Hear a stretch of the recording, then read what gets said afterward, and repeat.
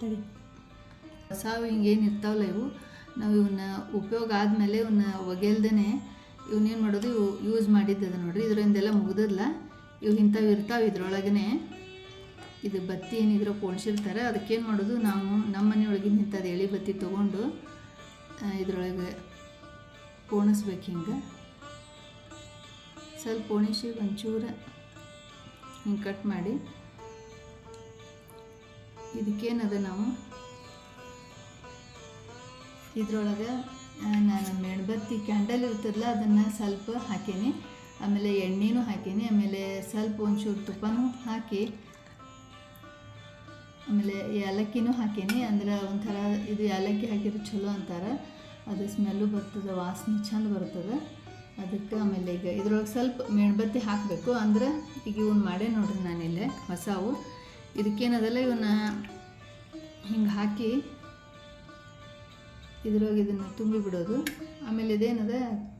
ಮೇಣಬತ್ತಿ ಹಾಕಿದ್ದಕ್ಕೆ ಇದು ಗಟ್ಟಿ ಆಗಿಬಿಡ್ತದೆ ಆಮೇಲೆ ಹಿಂಗೆ ಗಟ್ಟಿ ಆಗಿಬಿಡ್ತದೆ ನೋಡ್ರಿ ಇದು ನಾವು ಉಪಯೋಗ ಆದಮೇಲೆ ಹಾಗೆ ಒಗೆಲ್ದೇ ಇವ್ನ ಮತ್ತೊಮ್ಮೆ ಉಪಯೋಗ ಮಾಡ್ಬೋದು ಒಮ್ಮೆ ಅಂಗಡಿನ ತೊಗೊಂಬಂದು ನಾವು ಯೂಸ್ ಆದಮೇಲೆ ಇವನೇನು ಒಗೆಯೋದು ಬೇಡ ಹಿಂಗೆ ಮತ್ತೆ ಇವನೇನು ಇರ್ತವಲ್ಲ ಇವನ್ನ ತೆಗೆದಿಟ್ಟು ಇದ್ರೊಳಗೆ ಮತ್ತು ನಾವು ಪೋಣಿಸಿ ಹಿಂಗೆ ಇದು ಫುಲ್ ತುಂಬಿಸಿದೆ ಅಂದರೆ ಇದು ಆರಿದ ಮೇಲೆ ಗಟ್ಟಿ ಆಗಿಬಿಡ್ತದೆ ನೀವು ಉಪಯೋಗ ಮಾಡ್ಬೋದು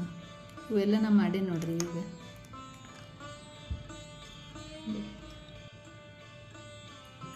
ಹಿಂಗೆ ಹಚ್ಚಿ ತೋರ್ಸೋಣಂತೇಳಿ ಹೇಳಿ ಹಾಂ ಹಿಂಗೆ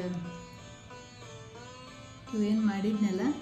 ಈಗ ಇದನ್ನು ಒಂದು ಹಚ್ಚಿ ಇಟ್ಟೆ ನೋಡ್ರಿ ಇದ್ರೊಳಗೆ